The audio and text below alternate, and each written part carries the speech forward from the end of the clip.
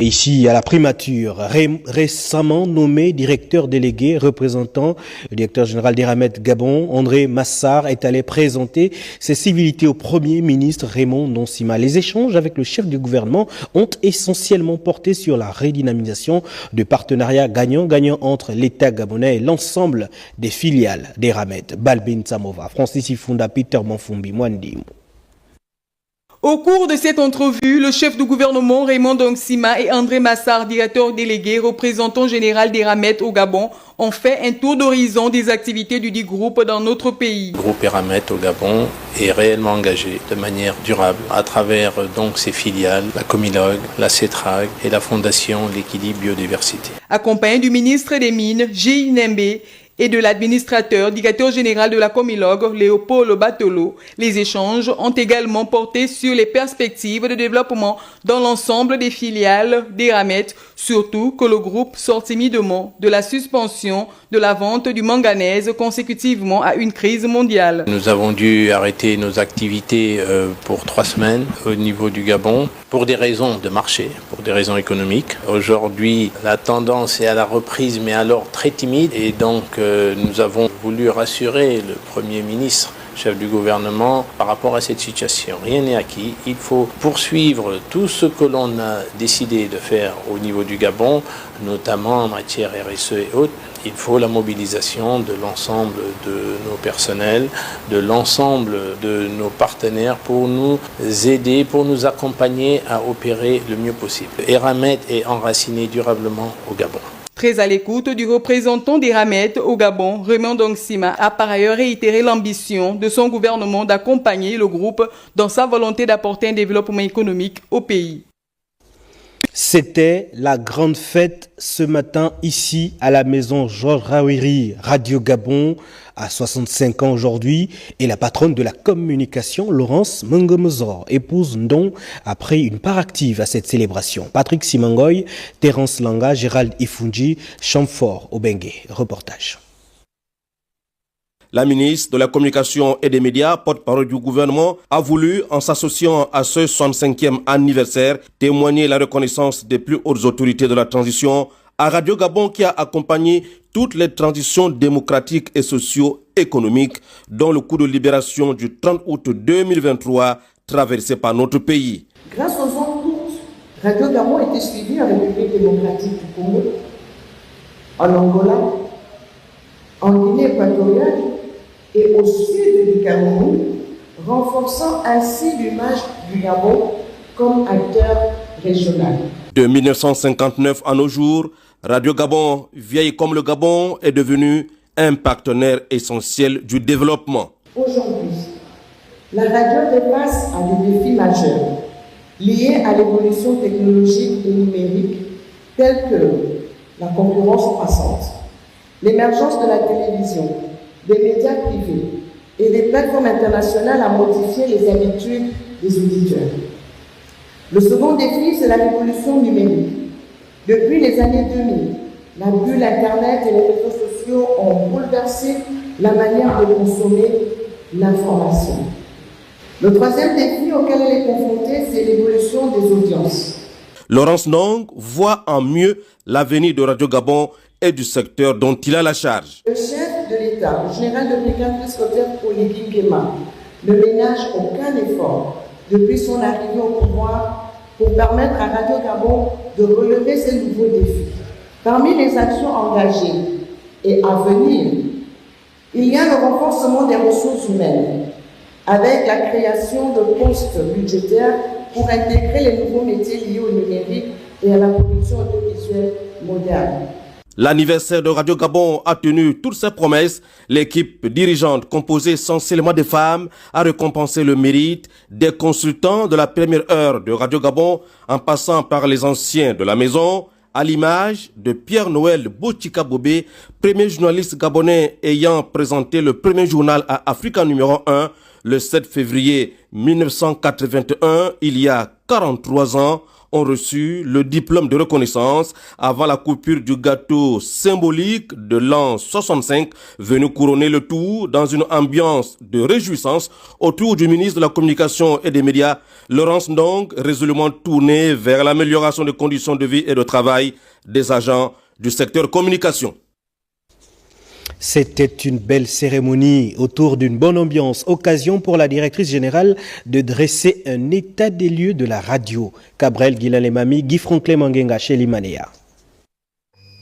Radio Gabon, créée le 28 novembre 1959 sous la haute vision de feu président Léomba, père de l'indépendance, célèbre son 65e anniversaire, une célébration marquée par la présentation de son parcours à travers le temps, mais aussi par la mise en lumière des hommes et des femmes qui l'ont animé depuis sa création à nos jours. 65 ans de Radio Gabon, ce sont les noces de Palissandre.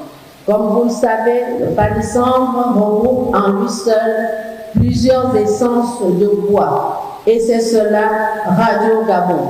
Le mélange et la promotion de la culture gabonaise au sens le plus large du terme. Outre l'aspect festif, le premier responsable de Radio Gabon n'a pas manqué de relever auprès de la tutelle certaines difficultés que rencontre la maison mère des radios, tout en sollicitant la mise à disposition des moyens conséquents pour moderniser l'infrastructure. Nous souhaitons et espérons que les pouvoirs publics mettent à notre disposition au cours des prochaines années des moyens conséquents. Ces moyens seront indispensables pour moderniser nos infrastructures, renforcer les capacités de nos équipes et permettre à Radio Gabon d'atteindre ses nobles ambitions. Tout est dit, Radio Gabon a besoin d'un souffle nouveau pour continuer à assurer sa mission, celle qui consiste à éduquer, informer et distraire. Les auditeurs ont également réaffirmé leur attachement aux médias. C'est la grande famille de Radio Gabon. Retrouvons Cabrel Guilalemami, cette fois avec Rosette Clairzon est là. La célébration des 65 ans de Radio Gabon à la maison Georges Raouri a été marquée par une présence exceptionnelle, celle de la grande famille de Radio Gabon, venue commémorer avec le ministre de la Communication et des Médias, porte-parole du gouvernement, Laurence Ndong, les différents directeurs généraux et le personnel de ce média, ce moment inoubliable. Nous, auditeurs fidèles regroupés au sein de l'association La Grande Famille, venons vous adresser nos vœux de joyeux anniversaire, de longévité, de prospérité au groupe Radio Gabon. Premier outil qu'ils ont connu depuis leur enfance, la grande famille de Radio Gabon réaffirme son engagement à toujours être aux côtés de la chaîne mère des radios. Nous saisissons cette occasion pour réaffirmer notre attachement au premier outil de communication moderne que nous avons connu depuis notre enfance. J'ai cité Radio Gabon.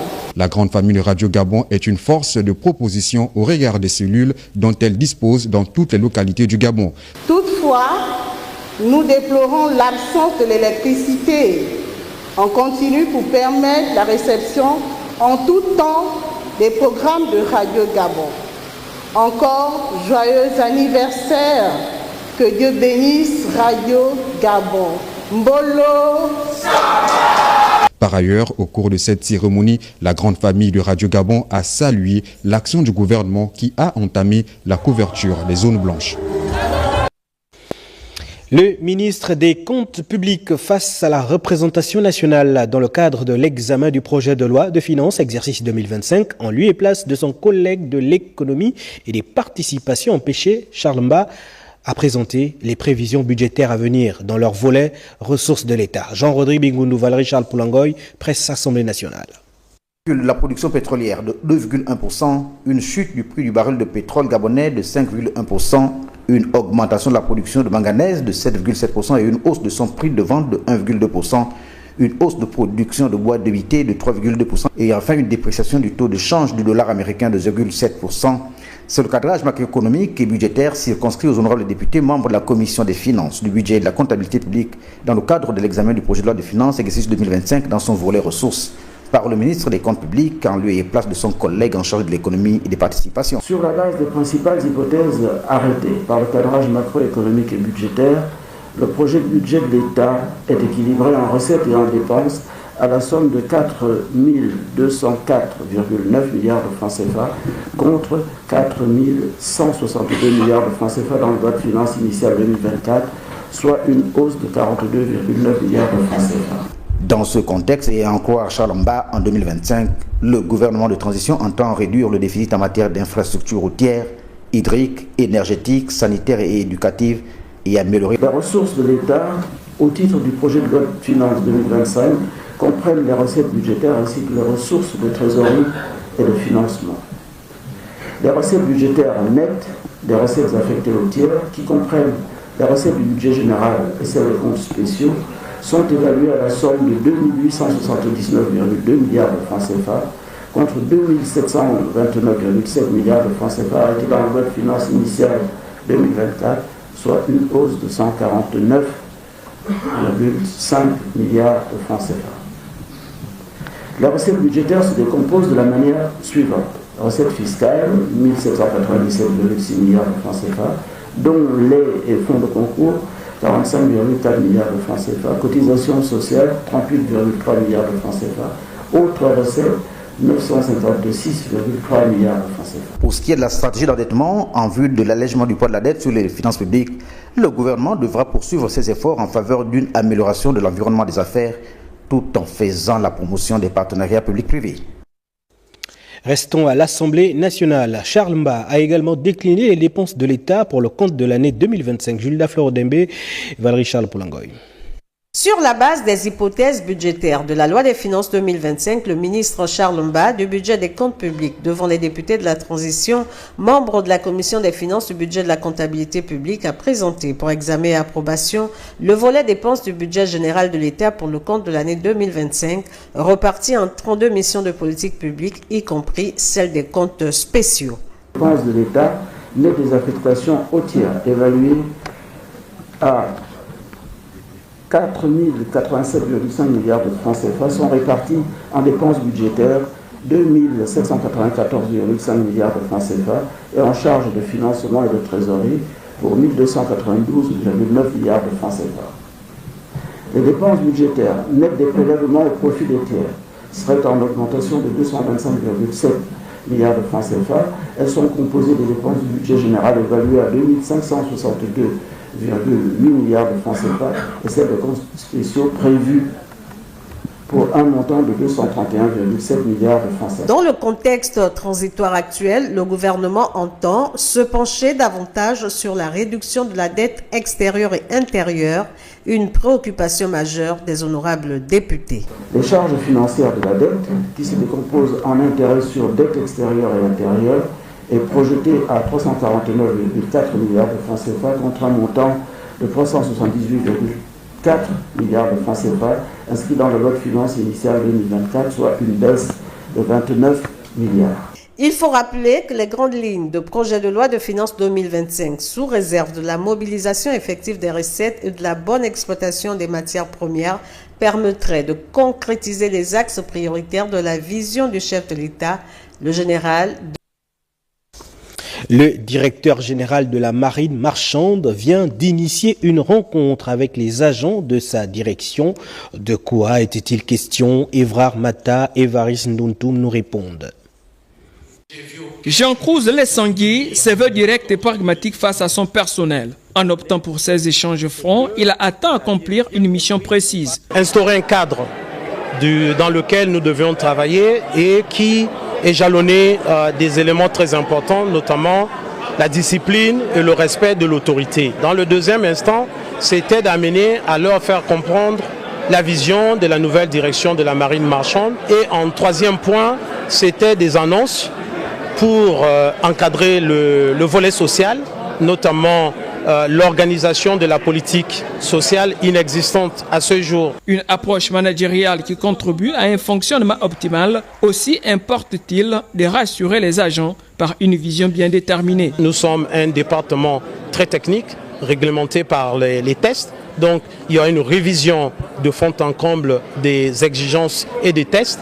Et un élément, un temps fort de notre magistère actuellement, c'est l'implantation du manuel de procédure qui finalement viendra encadrer toutes ces actions que nous désirons ou avons la volonté de faire. L'amélioration des conditions de travail, leitmotiv du directeur général de la marine marchande, passe également par l'acquisition d'un nouveau siège dans les jours à venir.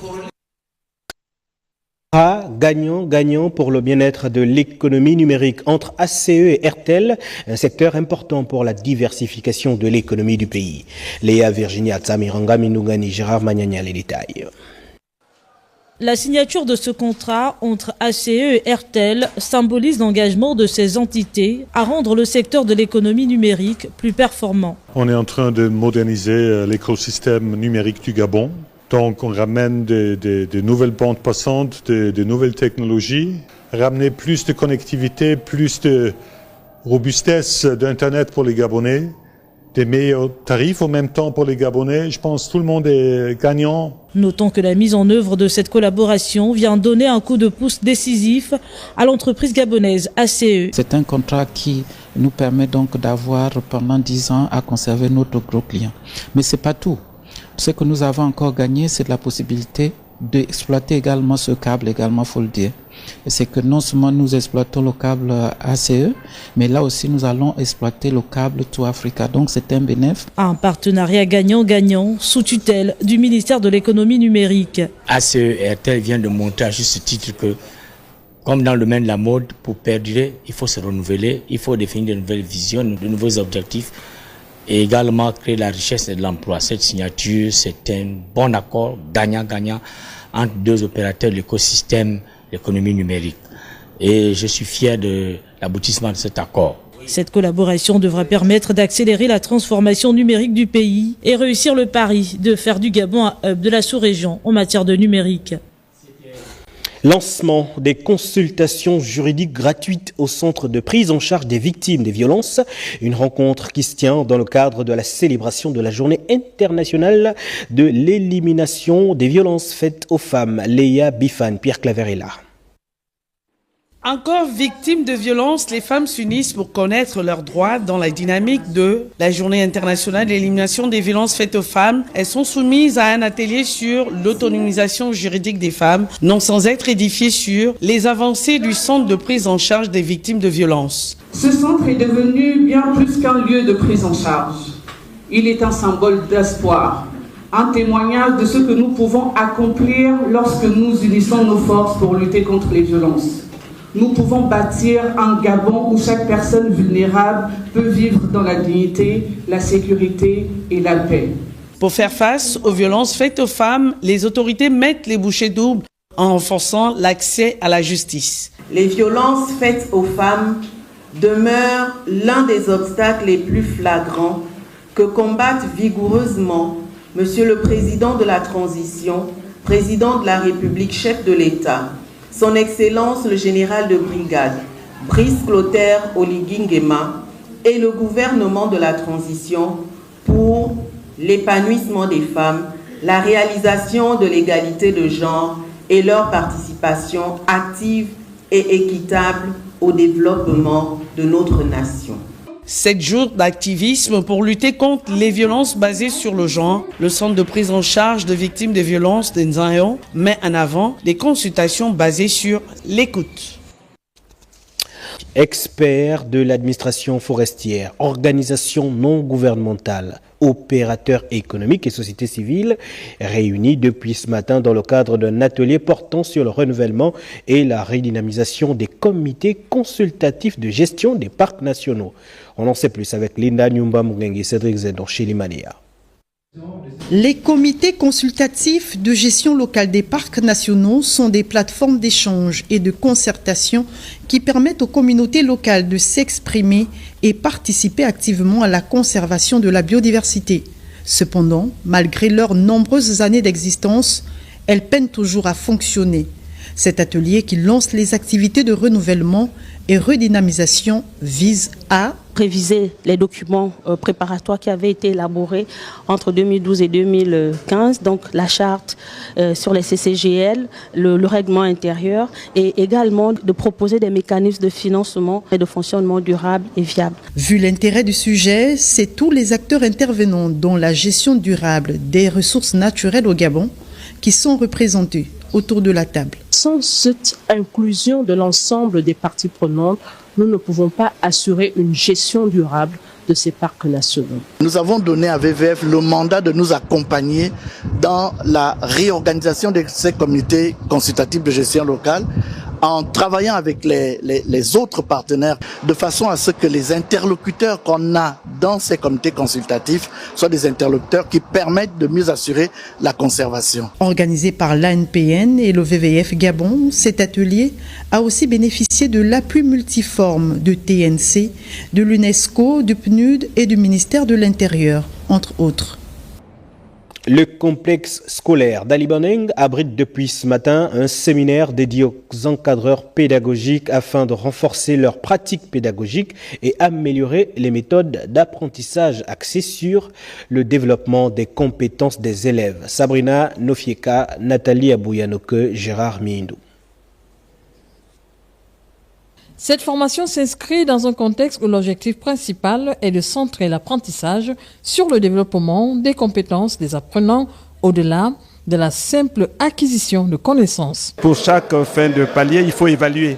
Et pour évaluer désormais, il faut créer des situations et les grilles qui les accompagnent. La formation des enseignants dans une approche par compétences de base, APC, est essentielle pour leur permettre d'adopter des méthodes pédagogiques adaptées. Pour faciliter l'apprentissage au secondaire, nous avons des curricula et nous avons des manuels.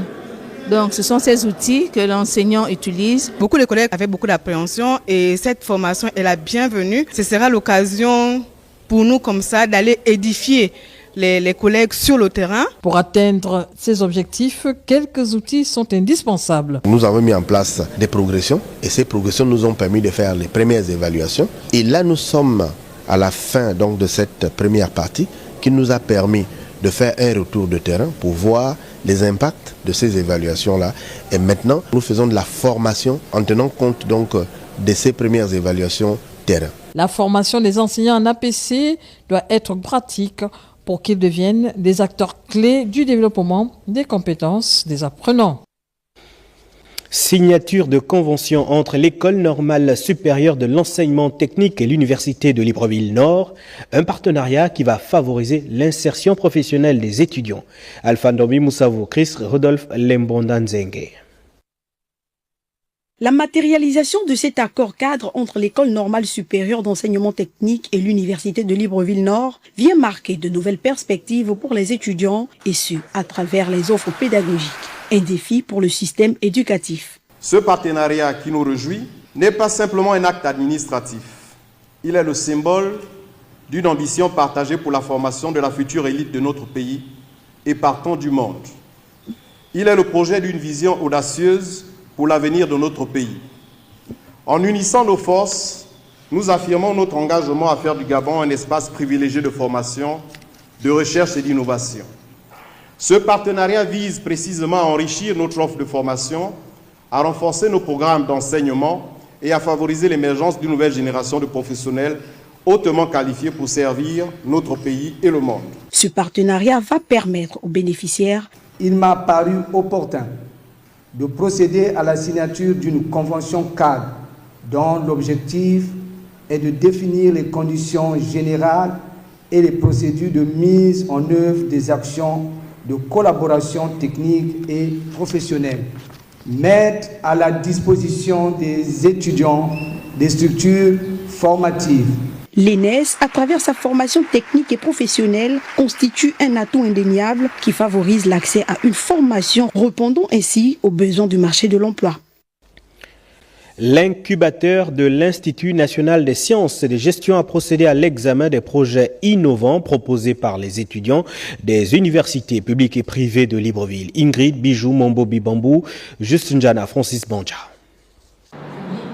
Ils sont près d'une trentaine de candidats à proposer des projets aussi variés que innovants devant un jury composé essentiellement d'enseignants-chercheurs et chefs d'entreprise. Eux, ce sont des étudiants de plusieurs établissements d'enseignement supérieur qui prennent part à la première session d'évaluation de projets devant intégrer l'incubateur HCO de l'Institut national des sciences et de gestion. Ça va être un programme qui sera mis en place au profit des jeunes entrepreneurs, peut-être même également des moins jeunes, tout simplement pour leur permettre de renforcer leurs capacités, de les aider à renforcer leurs projets et pourquoi pas devenir des entrepreneurs actifs avec des startups, avec des ventes, des clients. 2 semaines durant, les examinateurs ont eu le temps d'évaluer et de retenir des projets répondant aux critères spécifiques. Nous avons lancé la campagne de sélection de nos candidats qui ont ici présenté les détails de leurs idées devant des jurys qui ont donc ici noté leurs projets sur des critères d'innovation, à savoir que le projet devait résoudre un problème, répondre à un besoin ou améliorer ce qui existait déjà. Au final, 15 projets seront retenus et installés au sein de l'incubateur pour le compte de l'année académique 2024-2025, dont la rentrée des classes est prévue pour ce vendredi.